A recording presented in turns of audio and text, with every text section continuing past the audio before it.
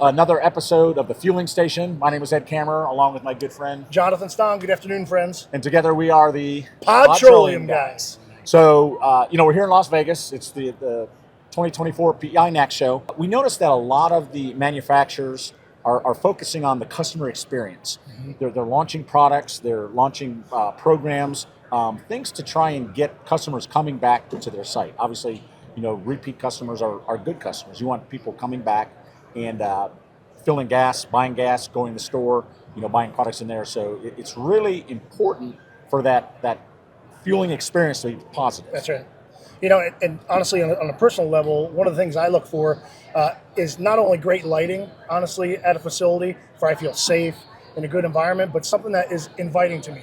It's, clean. I feel like I can get in there. I can take care of my business. And I'm looking at that. Since we're in this industry, that's what I'm looking at most of the time. So, here at OPW, what we've done, obviously, a lot of our equipment is underground. So it's really hard to have a positive fueling experience when your stuff is buried and the customer never interacts with it. But hey, the one place that we do interact with every fueling transition is at the nozzle. That's right. We like to say the handshake with the customer. That's right. And who wants to shake a dirty hand? I do not want to. Not only do we make products that obviously help with that clean fueling experience, but other partners in the industry or other manufacturers are also in that space doing something different in tandem. Right. So we've focused the last couple of years talking about our 14 series, both dripless and on the diesel side, diesel capture, where we have a device as if fuel drips down the spout after a fueling event, it'll be captured, and then next fueling recycle will go back to the tank rather than dripping down the front of the nozzle on the handguard where people touch. Not only keeps the nozzle and people's hands clean, but it's also good for the marketer because it keeps the front of the dispenser clean, keeps the forecourt clean. So it really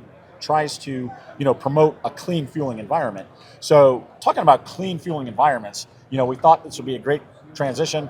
Who better to talk to than our good friends at CAF Environmental. So we're here with our good friend Perry Paganelli. Good to see you, Perry. Nice Thanks to for see being both of here, you. brother. Thank you, guys. We appreciate Paganelli or Perry. So tell us about yourself and what you guys up to at CAF these days. So exactly, we really focus on the cleanliness at the forecourt. We're really trying to drive those customers inside the store. Right now, everybody's making the big money, with the food offerings and doing all that. So really having clean and inviting people, not getting oil and grease all over them before they want to go buy a nice sandwich from these places. What it's all about. So that's our whole niche now. So what kind of products are we talking about? Yeah, so we take care of the oil stains on the forecourt, a lot of the diesel and the gasoline, and then when they're not using your great nozzles, picking up, cleaning the dispensers, cleaning up the nozzles, trash cans, all that type of stuff. One thing I've noticed over the years is, especially Ed and I and yourself, of course, now with your international experience, in certain markets there are oil water separators on facilities because they're washing and cleaning all of the stations all the time.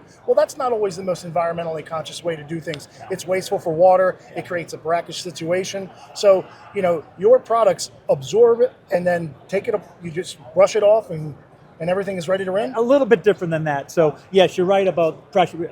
Typically, the things that we compete with is either pressure washing to just rinse the oil off, or pretty much apathy, not doing anything, right? Those are the two key areas. So our product, our Eximo product, is the one that eats oil off the concrete. So you put it down, it's bioremediation. So just a nice, environmentally friendly way to just get rid of oil stains, just time-driven. Is it like a granular? It's a powder with millions and millions of microbes in it that just eat the oil. That eat the oil, okay, it makes perfect sense. And then you just brush it up with... You don't even have to brush it. You leave it and you move on. It's about consistent applications versus trying to pressure wash once every quarter, once every year, something. Oh, that sounds really friendly then. Yeah. Okay. It's great. So we are blessed to work with a lot of great customers in the industry, and we've been focusing in Europe now for the last 5 years. And with diesel, which you've seen, Jonathan, it's nasty stuff. It is. So it's fun. We know they need us, and everybody's trying to do more and more with that food service and that customer experience. So we've had a lot of fun helping customers. So have you seen where these big marketers, these big C-store chains are becoming more and more conscious about the cleanliness of their forecourt?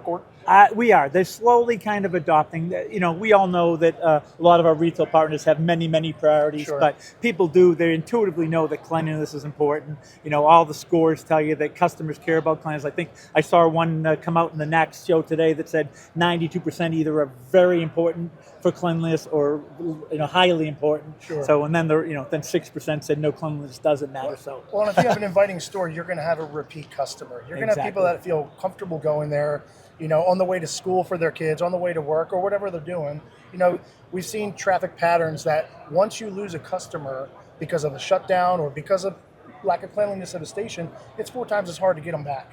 Exactly. So I think, you know, promoting that, you know, like welcoming environment is something that people subconsciously are subscribing to in the same right. We kind of have almost the same mantra as you about the handshake. It's the first and last impression is the forecourt. So if you're trying to get people inside, you got to be clean going in, and that's the last thing they're going to see when they go out. So it's important to bring that in. Yeah, it makes a lot of sense. So do you have any other products other than this magic pixie dust you talked about? Yeah, we have a whole gamut of projects. We had some great approved products by you guys for cleaning the dispensers and doing that type of stuff. So we have a real niche of that's our niche. We've been 20 years of forecourt cleaning. Gotcha. So yeah. Inside the store as well? We do some, but about primarily 80% is outdoor cleaning. It's a tough area to clean with the diesel and how dirty it is. Sure, absolutely. And that's not going anywhere. I mean, the diesel's not going anywhere. Clean facility, clean fuels, clean environment. It's better for all of us. It is. And we find that because, I mean, there's a lot of people that care about their facilities, but some are interacting and executing better than others. So right now, it's even a great competitive advantage, too, for folks that are doing this. Sure. So. Very nice. So I got to ask you, I've always wondered, you know this industry is just littered with 3-letter acronyms, right? So what does CAF stand for? CAF stands for Citius Altius Fortius. It comes from the Olympic motto, better, faster, stronger. Well, Perry, hey, thanks for stopping by. It's always a pleasure. Has the show been good?